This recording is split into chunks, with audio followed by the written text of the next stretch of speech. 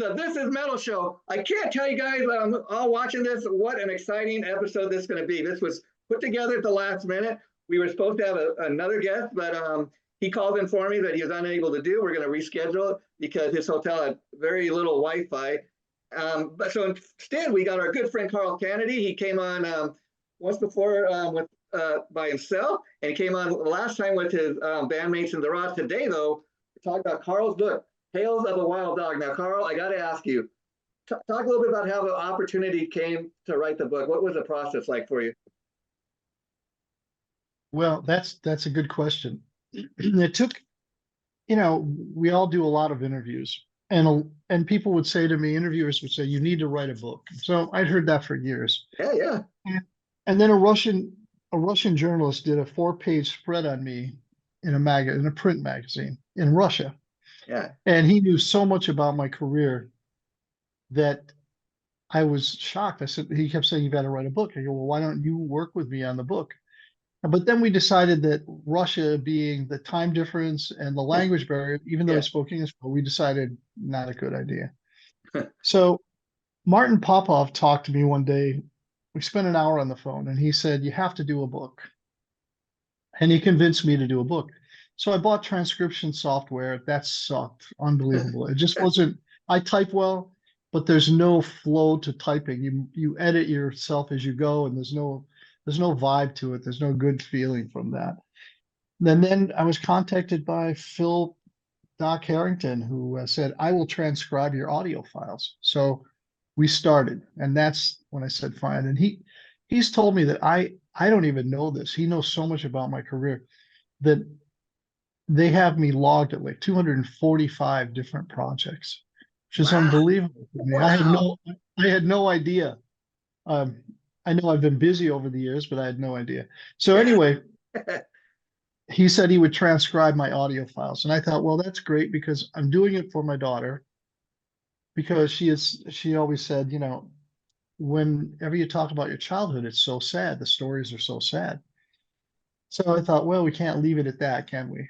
So we started, and when we started, I just, I don't know whether it's not very bright or just naive, but I thought, oh, it'll be 2 months. I'll just dictate these stories. I came up with the chapter titles, and I would do the chapters, and this will be a piece of cake. So I figured 2 months. It was 2 years before the book was released. Wow. So I underestimated just a little bit. But of course, along the way, in my defense, some of the transcriptions there would be things like he would become she and vice versa. Places would be mixed together. Sometimes they weren't in my words. At one point I read copious tears, and I went, frick, did I ever say copious tears in my entire life? So then I had to go back through word by word through the book and make sure they were my words and not transcription mess ups. Wow. So that being done, then we found a real publisher, a recognized, established, respected publisher, and they wanted to release the book. So we were thrilled about that.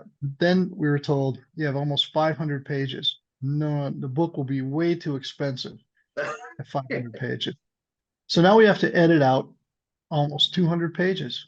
Wow. So that turns into another ordeal because, you've told the stories. Now, how do you condense those stories?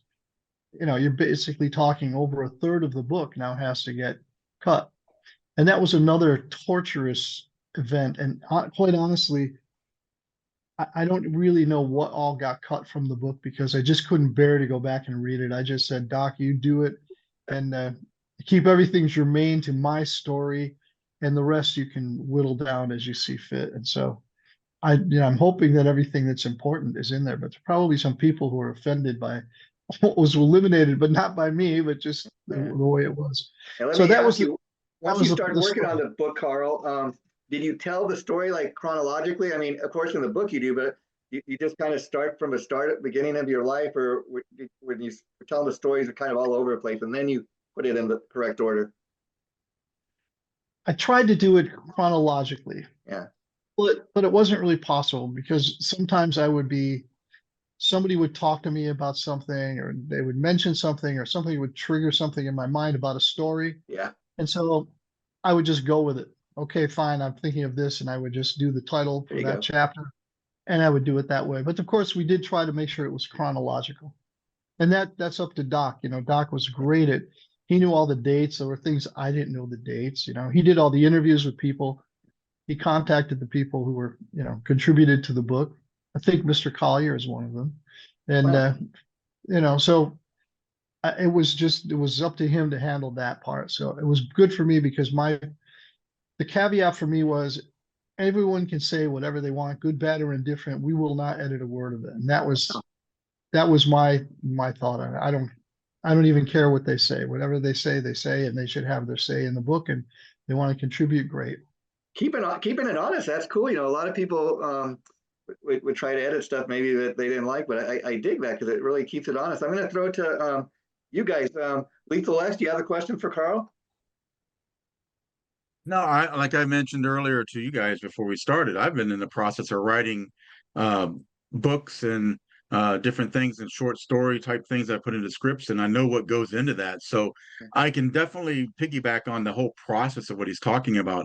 And I think it probably, and correct me if I'm wrong, Carl, was probably a little frustrating when you were told you had to go back and redo everything again Yeah. for another time after all the stuff you went through.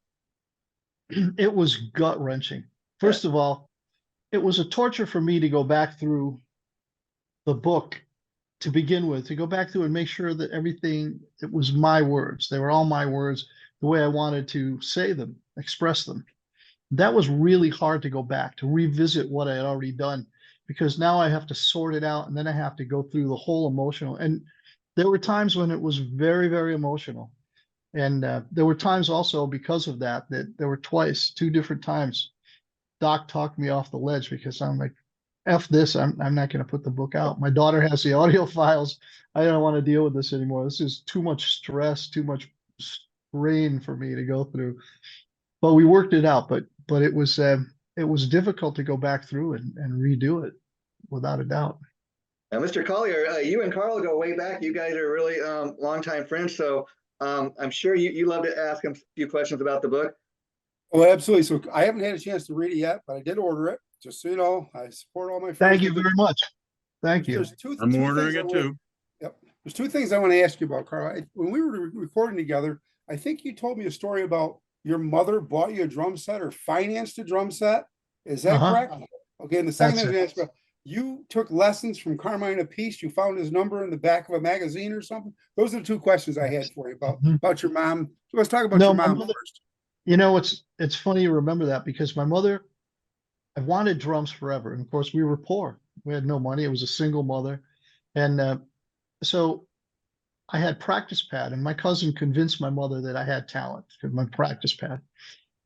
Probably just because I was making so much noise and I want to play drums, you know, for a million years, and finally gave up. But I went to this cheesy store. There were two Hamlin's and Knapp's music stores sold legit drums, brand name. This other place, Gerber's, I have to look on but I went to that store and he had a set of drums which had, I think it had at least a ride, two crashes maybe, single tom, floor tom. I was thrilled. It was a blue sparkle kit. And so he said we could do it on installment basis. So my mother was working at the post office and she was in the window. So we went there and she signed the installment agreement for $360. And believe it or not, we didn't, because we had to take out pictures. But I found that original installment receipt. Wow. That's amazing. Yeah. That's amazing. That story really got to me when you told me that we were together in Pennsylvania, we were recording. And I remember when you told me, I asked you about how you got started in drums. You mentioned about your mom and went into depth for it. Amazing. Yeah, and that was amazing that I found that receipt. I could not believe it. Yep. Wow. That shows you how much that meant to you that you would keep a receipt. Because let's be honest, how many of us go shopping and we don't really save our receipts too often? But that shows, you know, the value that had. Now, I'm sure you know, Carl, that Tom Collier, when he was first starting out as a musician, he started out on the drums. Did he ever share that story with you? I didn't know he started his drums. I didn't know that, Tom. Yep. I was originally a drummer, and then I decided I wanted to play guitar, but I played drums for a long time. So what the hell? Why aren't you showing me some things? Well, I'd like to, but I don't want to overstep, Yeah. He knows I get confused easily. he knows when he's in the presence of a legendary drummer. And Carmine Appice, I was a member of a musicians union forever, which they never did anything for me. Although I have to say, once I started recording for a major label, I did get residuals from that for extended period of time. But other than that, locally playing as a musicians union member, I had just paid my dues and didn't get anything. They had they always have those, there's a certain amount of funding that they give, but they always give it to certain cliques in the musicians. Yeah. So it was never to me. Anyway, so in the back of the paper, I saw an advertisement for Carmine Appice drum lessons. So I called the number and hello, I said, hey, this is Carl Canedy. I'm calling about drum lessons with Carmine Appice. And he goes, this is Carmine. And I was like, talk about fanboyed out. I couldn't believe it. Best thing that ever happened to me. Carmine was such a cool teacher, such a cool guy. He helped sort me out, got me reading music, and just really, and the thing I loved was he was so positive, and he kept me. He said, that's wrong, but that's cool. But then he said, you don't have to play with that much effort. You can balance yourself, and you can like try to play with a little less, and you'll get the same result.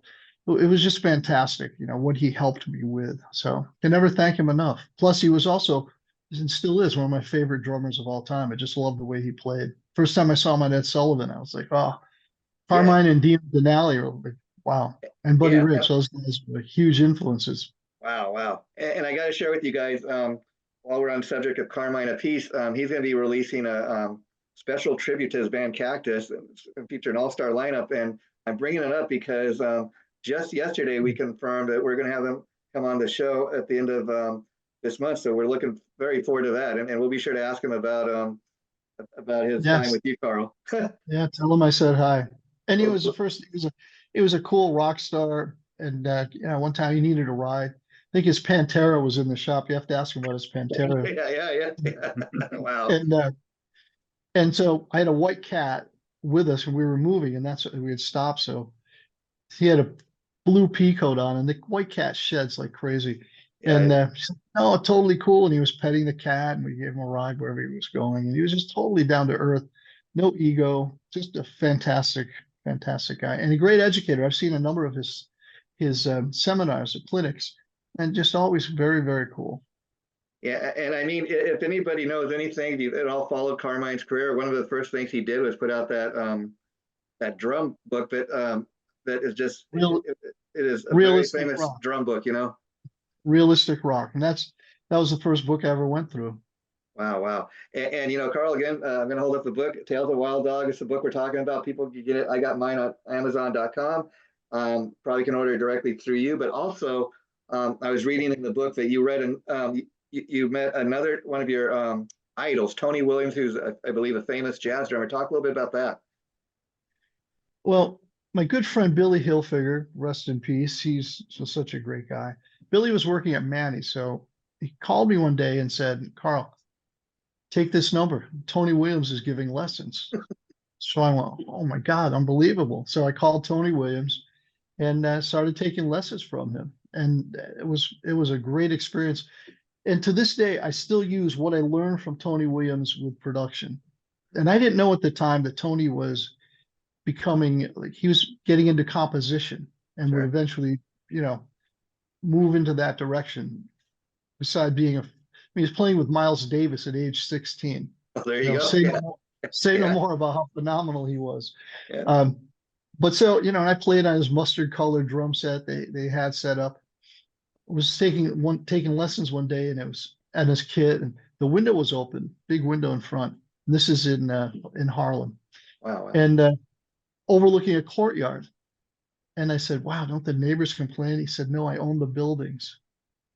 So unbelievable. He invested really well because he owned these huge apartment houses in Harlem. But really great lessons. And he was, one of the things for months, he would have me working on traditional grip, which I don't play traditional grip. I can play traditional grip, but I don't like to play traditional grip. So he had me working on them. And these two fingers I can show you my ring and my little finger. He wanted them really tightly compressed, which made it really difficult to play. So you're basically playing with these two fingers and Oh, these things are amazing. locking in. It was a nightmare for me. And so yeah, I'm like, you're killing me, Tony. He goes, got to learn to do it. So I go see him at the bottom line. I go to see both shows, and both shows, this is what he's doing. Match grip, both shows. So next lesson, I go, hey, buddy, I just watched you at the bottom line, and there I was up front, and you played match grip the whole set, and he just started laughing. And he goes, well, it's good for you to know traditional. And then I never had to play traditional again at my lessons with him. But eventually it got so that we spoke about composition, and we spoke about that. To this day, I use it in productions. It was unbelievable how much I learned from him about that. I Oh, learned more wow. about that than I did about drumming. And let's talk now, Carl, about once the book comes out and is released. Of course, I've read nothing but rave reviews about it. Now. What is that like? I mean, were you at all concerned? I wonder what the reviews are going to be like, and how nice of it is it when you get so many great reviews like that? That's a great question. I was terrified because I've released a lot of albums, Yeah, yeah, and you get some good reviews, you get some bad reviews. And if you believe the good reviews, then you have to believe the bad reviews. yeah, So I don't I don't pay attention. Like, I'm happy if it's a good review. yeah. If it's a bad review, I tend to approach it differently from some of my peers. I look at it as no matter how mean-spirited somebody says something in a review, Uh-huh. I look to glean what's really there, and is there a shred of truth in that? No matter how mean-spirited it is that they were attacking or being nasty, is there a little truth to what they say, and can I improve upon it? So I'm good with reviews from the record, Mhm. but this is my autobiography. So Yeah. this would be, I was terrified, Yeah, and I was terrified, and I just thought, oh my God. And I'm so humbled and pleased because the reviews are amazing. And what's, I think, most important to me is that the people who've read the book from beginning to end versus just, oh, I'm going to read this chapter, I'm going to skip to this chapter. People who've read the book from beginning to end see it as a complete story that has something to tell. And that's been great. That's been really rewarding to me. So yes, I'm shocked, I'm thrilled, and I can't be more humbled about it because I yeah, was really concerned. And I've never released a book before, so albums I'm fine with. You could sure. talk shit about me all you want with albums, but with the book, I'm like, oh, this could be painful. Yeah, yeah, and I get that. I'm amazed too. Like, not amazed, but it's nice that like even on Amazon stuff I've been reading, it's just it's been selling out, and it's at the top of the charts, and that's pretty. It's great to get that kind of response for your first book. When my publisher sent me an email and I opened it at 5 in the morning, I was like waking up, and for a second he wanted to go back to sleep, and I opened the email and she said, congratulations, you debuted at #1 on Amazon. Way I to was go! I Wow. I had tears in my eyes. I'm like, you got to be kidding me. I couldn't believe it. And I didn't even know it was coming out at that point. Like, I knew it was coming, but I didn't know when. Yeah, So yeah, it's been an emotional thing, and really emotional writing the book. yeah, Lots of parts of it yeah. were very emotional. And another great story in the book that really touched me was, of course, as many people know, um, your bandmate David and Ronnie James Dio were cousins, and they were in the band L together. Um, but I love the story you tell about, the very final recording of Ronnie James Dio was not just on a Rod's album, but you were so honored that David chose one of your songs that you wrote for him to do that vocal on. Yeah, absolutely. David, he's always he's championed my songwriting, and even to this day, he pulls out songs of mine in the Rod's catalog that I wrote. He's like, let's do this song. I'm like, I wouldn't have even thought to do it, but been a big supporter from day one, and I really appreciate that. But it was very kind of him because he could have had Ronnie sing two songs, but having Ronnie Dio sing a song that I wrote was a huge honor and a highlight of my career. I'm very, very humbled by that. And Ronnie was such a cool guy. Like, he was Yeah, listening to my demo version of it, and he would say, he would listen and he would stop and he go, Carl, do you mind if I change this a little bit? And I'm like, what am I going to say to Ronnie James Dio? My vocal compared to Ronnie's, and it was a great experience, and just I loved Ronnie. What a wonderful guy, smart guy, and dedicated to his fans. Man, he was not many artists are that dedicated to their fans. I heard great stories about Ronnie. People I talked to over the years about, he was all about the fans. And I will say another thing that I think you have in common with Carmine and Peace, besides being a great drummer, is both of you are great songwriters. And that's not too many drummers have that ability, but the ones that do are pretty special. Yeah, well, Carmine's written some great stuff. Do you think I'm sexy? That just is one that comes to mind. Yeah. It's such a catchy song. Yeah. I'm sure we made enough money to buy yet another Pantera with that. Yeah. So it's about time to wrap up the interview. Do you guys want to ask anything else of Carl before we go? I just want to say, Carl, I'm looking forward to the next Rod's album that you guys are working on. Can you say the name of it yet or not? If you can't, I understand. I can't announce it yet. We haven't even told the record label yet. Not a we are problem. working on the cover, but I'm happy to tell you guys first when we're ready to announce. Yeah, we'll have you back, definitely, Carl. And thanks again. And I urge everybody to go out and get this, Tales of a Wild Dog, Carl's autobiography. It's a great read. And I will say, Carl, any people that really aren't into reading, I love reading books like this because it just flows so nice. Well, thanks so much. I appreciate that. Okay, well, thanks again, Carl, for coming on the show at such short notice. I really appreciate it. I didn't know if we'd be able to pull it off, but thanks to you. I appreciate that so much. Oh, you're welcome. Glad to do it. And thanks for having me on. Anytime, my friend. Thanks for doing this. Take care, guys. Hey, Damien here. If you like today's show, please be sure to subscribe by clicking the link in the lower right-hand corner or on our page. Thanks for tuning in.